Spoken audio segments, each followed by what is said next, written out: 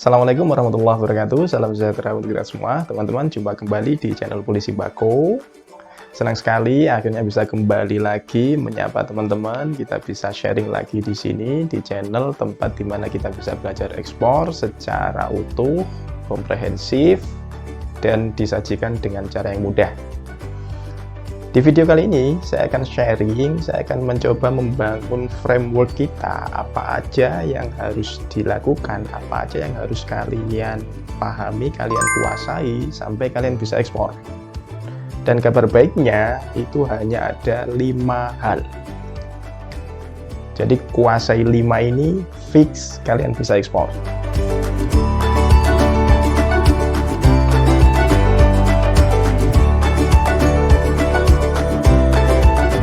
Teman-teman, sebelum lebih lanjut, saya ingin mengucapkan terima kasih kepada kalian yang tetap setia, tetap bersemangat untuk belajar bersama tentang ekspor.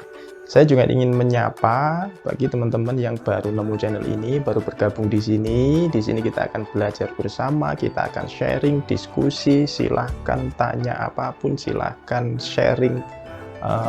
Mungkin kalian punya pengalaman di lapangan seperti apa, silahkan sharing di sini. Kita akan diskusi bareng semua tentang ekspor. Tidak hanya itu, di sini nanti juga akan saya sharing semua tentang impor, barang kiriman, barang penumpang, dan banyak lagi hal-hal bermanfaat lainnya. Jadi silahkan di subscribe dan nyalakan loncengnya agar kalian tidak ketinggalan video-video berikutnya. Oke teman-teman, jadi ada 5 hal, kuasai 5 ini dan kalian akan bisa ekspor. 1. Kuasai tentang legalitas. Di sini saya tidak sedang mengharuskan kalian untuk punya legalitas, punya perusahaan, tapi kuasai tentang legalitas. Bagaimana jika kalian nggak punya legalitas, itu nanti prosesnya seperti apa, dan apa kelebihannya kalau kalian punya legalitas. Nanti kita akan ulas lebih lanjut. Hal kedua adalah cari produk. Ketiga, kuasai produk itu, produk knowledge-nya kuasai benar-benar. Dan yang keempat, cari buyer. Setelah itu, setelah dapat buyer, tinggal proses pengiriman. Jadi ada 5 ini aja. Kuasai ini, fix kalian bisa ekspor. Oke teman-teman, kita coba urai satu persatu. 1. Legalitas. Jadi seperti yang sering saya sampaikan bahwa kalau mau ekspor itu teman-teman nggak perlu punya perusahaan, nggak perlu punya PT, nggak perlu punya CV. Kalian cukup bikin NIB. NIB itu sudah cukup, sudah bisa untuk kalian memberitahukan ekspor barang. Kalian mengajukan pemberitahuan ekspor barang ke sistem bea cukai. Barang kalian bisa keluar, bisa diekspor itu setelah mendapat persetujuan dari bea cukai. Untuk bisa mendapat persetujuan, kalian harus mengajukan permohonan, mengajukan pemberitahuan ke sistem bea cukai. Untuk bisa masuk ke sistem bea cukai, syaratnya cuma 1. Kalian harus punya NIB, yang tentu saja punya akses kepabeanan. Nah, bagaimana jika kalian tidak punya NIB, atau mungkin produk yang teman-teman akan kirim itu produk yang butuh izin khusus misalnya, yang untuk ngurus izin itu ribet segala macam, teman-teman bisa pakai jasa undername. Yang saya ingin tegaskan, kalian harus bisa pilah dan pilih. Jangan sampai kalian pilih undername yang sebenarnya nggak perlu. Misalnya kalian ekspor kerajinan dari Mendong. Nah, untuk ekspor kerajinan dari Mendong itu nggak perlu izin sama sekali. Jadi cukup dengan NIB, teman-teman udah bisa ekspor. Jadi kalian harus tahu kapan saatnya pakai undername atau kapan saatnya saya nggak perlu itu pakai undername. Saya bisa langsung ekspor sendiri karena lumayan memangkas ongkos. Sebagai gambaran, umumnya kalau undername kayu, produk kayu itu kan butuh fee legal. Kalau produknya furniture, fee legal itu MKL, PPJK biasanya menjual undername itu kisaran 500 sampai 1 juta kalau butuh perizinan berupa fee legal saja. Ini kurang lebih, jadi mungkin di beberapa daerah akan berbeda harganya. Nah, itu untuk furniture dari kayu yang hanya butuh fee legal. Beda lagi dengan kayu olahan. Kayu olahan itu di samping butuh fee legal, nanti butuh LS. Nah, kalau untuk kayu olahan ini bisa sampai 8 juta. Jadi harga undername itu biasanya tergantung dari perizinan apa saja yang dipersyaratkan, yang dibutuhkan. Semakin banyak izin yang dibutuhkan, maka akan semakin mahal. Nah, itu sedikit gambaran tentang undername. Nah, bagi kalian yang ingin benar-benar membangun bisnis kalian, membangun usaha kalian di bidang ekspor, pemerintah telah memberikan solusi. Kalian bisa pakai PT perorangan, bisa dirikan PT perorangan. Jadi mungkin produk kalian itu butuh perizinan, yang dimana perizinan itu harus mewajibkan kalian berbadan hukum misalnya. Teman-teman bisa bikin PT perorangan. Nah, ini salah satu terobosan luar biasa pemerintah saat ini. Jadi nggak main-main bentuknya PT. PT itu secara kredibilitas lebih tinggi dari CV. Jadi PT perorangan caranya pun mudah, bisa online, cukup dengan bayar PNBP 50.000 tanpa akte notaris, kalian sudah punya perusahaan sendiri berbentuk PT. Nah, next saya akan kupas tuntas tentang PT perorangan ini dan apa manfaatnya bagi kita sebagai eksportir. Oke, hal kedua yang perlu kalian kuasai adalah cari produk. Teman-teman, Indonesia ini punya banyak sekali produk yang umumnya bebas diekspor. Jadi yang diatur atau bahkan dilarang ekspor itu hanya sedikit sekali. Taruhlah produk pertanian seperti jahe, kemudian rempah-rempah lainnya, itu semua bebas diekspor. Kemudian kerajinan-kerajinan itu di samping bebas diekspor, harganya terserah kalian. Bahkan sampai jelantah pun bisa diekspor. Oh iya, saya pernah nyegat ekspor plastik flake. Jadi plastik itu kemudian dibakar. Nah, gumpalan hasil pembakaran itu yang diekspor, itu laku. Karena pakai undername, tujuannya China, produknya nggak pernah ada, nggak jelas. Akhirnya saya cegat, saya kontak teman-teman Pelindo, saya kontak teman-teman agen kapal untuk tidak dimuat. Nah, setelah kita buka, waktu itu 1x20 feet, kita buka ternyata benar, plastik flake. Coba bayangkan, plastik flake, abunya plastik, gumpalan plastik yang dibakar itu laku. Nah, sekarang coba kalian keliling ke sekitar kalian, perhatikan, siapa tahu ada barang yang selama ini kita anggap limbah, kita anggap tidak kepake, ternyata di sisi bagian dunia lain sana itu dibutuhkan dan ada yang mau beli. Kalau kalian bukan produsen langsung, cari supplier, dekati mereka. Karena jurus produksi dan jurus marketing ini beda jurusnya. Ada yang ahli dalam produksi, tapi mereka kesulitan untuk marketing, kesulitan untuk memasarkan produk.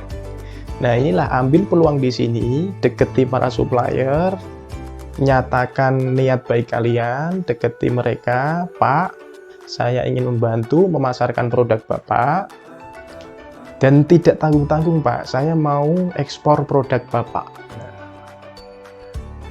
Nanti skemanya seperti ini, Pak, seperti ini. Jelaskan semuanya, terbuka. Jadi saya yakin nanti akan terbentuk simbiosis mutualisme. Jadi dua-duanya akan diuntungkan. Produsen akan diuntungkan dengan produknya laku, kita pun bisa ngambil margin dari produk yang laku itu. Jadi cari produk, bisa jadi kalian itu sebagai produsen langsung, atau kalian posisikan diri sebagai trader. Nah, itu poin kedua, cari produk. Ketiga adalah kuasai produk itu. Jadi setelah kalian dapat produknya, ini potensi, ini gampang saya cari, produknya melimpah, kuasai. Kuasai segala sesuatu tentang barang itu, luar dalam. Teman-teman, saya punya cerita. Jadi di Tasikmalaya, di Raja Polah sana ada kampung kreatif Sukaruas. Jadi di desa Sukaruas itu penduduknya adalah pengrajin topi, kemudian tas dan produk handicraft lainnya dari anyaman mendong. Kemarin mereka itu berhasil ekspor untuk pertama kalinya dan buyernya adalah orang Itali.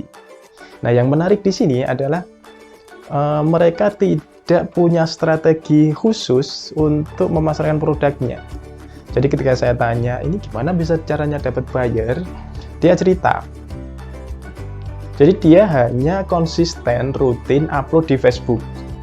Kemudian dia dapat DM dari calon buyer di Italia. Tiba-tiba ada yang DM, nanya tentang produk tersebut. Dia jelaskan produknya apa, bahan bakunya ini. Kemudian buyer ini minta sekian ribu pieces dalam waktu sekian hari. Karena UMKM ini tahu kapasitas produksi dia, bagaimana proses produksinya, akhirnya dia bisa jelaskan, oh nggak bisa mister, kami kapasitas produksinya sekian, kami butuh pengeringan sekian hari, dan untuk memastikan produk itu bagus, kami butuh waktu sekian hari. Nah, mungkin dari korespondensi itu, buyer bisa menilai, oh ini valid, ini produsen tangan pertama. Akhirnya deal, dan bagusnya lagi, buyer mau ngasih DP 50%. Dan 50% ini sudah nutup biaya produksi. Bayangkan teman-teman. Jadi inilah yang disebut dengan konsep ekspor tanpa modal. Saya bilang ini 100% keberuntungan. Dan keberuntungan itu, saya percaya bahwa keberuntungan itu adalah saat dimana persiapan bertemu dengan kesempatan.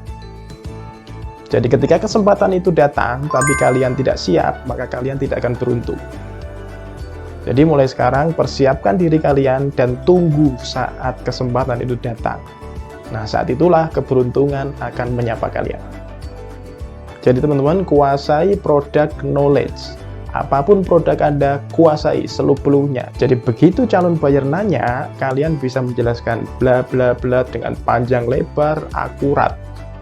Jadi kalian akan dianggap valid dan layak untuk dijadikan partner bisnis mereka. Itu poin ketiga. Poin keempat, setelah kalian dapat barangnya, kalian kuasai produknya, poin selanjutnya adalah cari buyer. Banyak cara kalian untuk mencari buyer, mulai dari riset tersendiri melalui trade map atau situs penyedia lainnya, bisa pakai sosial media, bisa pakai marketplace, banyak cara untuk bisa mendapatkan buyer. Intinya adalah kalian harus kredibel. Kalian harus bisa mencitrakan diri kalian itu kredibel, profesional di mata buyer. Teman-teman bisa bayangkan, kan sekarang banyak komunitas grup WA segala macam yang share tentang data buyer. Kalian bisa bayangkan data buyer itu sudah nyebar kemana saja, bahkan mungkin ke ribuan orang. Dan ribuan orang itu pasti akan nanti kirim WA, kirim email ke buyer A misalnya. Saya sebagai buyer A tentu akan selektif. Begitu saya tanya tentang produknya dan slow respon, udah, saya skip, saya cancel, saya delete. Berarti eksportir ini nggak valid. Jadi teman-teman, sebelum cari buyer, pastikan diri kalian profesional. Tampilkan diri kalian, citrakan diri kalian sebagai eksportir yang profesional, kredibel. Caranya macam-macam untuk memoles ini. Ya, salah satunya mungkin kalian harus punya badan hukum. Itu sudah difasilitasi pemerintah dengan mudah, bentuknya PT. Nah, itu salah satu faktor. Kedua, kalian bisa pakai media sosial. Bikin medsos yang bagus, pakai foto-foto yang bagus, biar kalian dianggap kredibel, dianggap valid. Bikin company profile yang bagus, bikin katalog yang bagus. Belajar cara korespondensi, email, menyusun kalimat korespondensi yang bagus. Jadi pastikan kalian kuasai produknya, kalian coba branding diri kalian dengan bagus sebelum nyari buyer.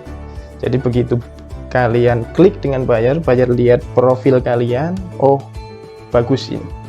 Jangan kejadian begitu buyer nanya, bla bla bla, kalian gelagapan kalian slow respon. Nah, kalian akan di skip oleh buyer, kalian akan di delete.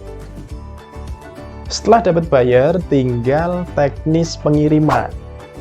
Bisa saya katakan, kalau kalian sudah dapat buyer, maka 90% proses ekspor itu telah selesai. tinggal 10%. 10% itu pun bukan domain kalian. Kita sebagai eksportir ini fokus hanya ke jualan aja. Bagaimana mencari produk sampai bagaimana cara mendapatkan buyer.